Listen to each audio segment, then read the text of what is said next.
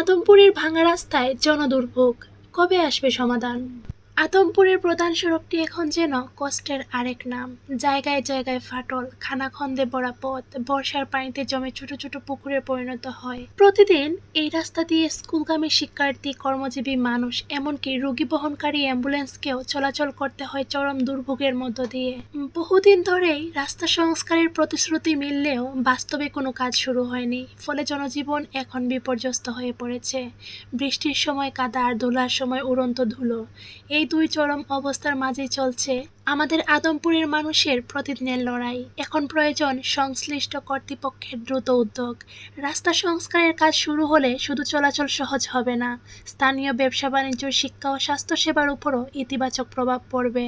আমাদের সবার একটাই দাবি, ভালো রাস্তা, নিরাপদ চলাচল। আদমপুরের এই ভাঙা রাস্তা যেন আর কারো জীবন না নেয়। প্রতিনিয়ত এই রাস্তায় যেন আর কোনো অ্যাক্সিডেন্ট না হয়।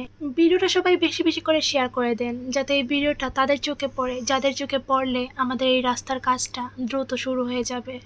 আজকের ভিডিও এই পর্যন্তই। সবাই ভালো থাকবেন, সুস্থ থাকবেন। যারা পেজে নতুন আছেন পেজটা ফলো দিয়ে সাথে থাকবেন। আল্লাহ হাফেজ সবাইকে।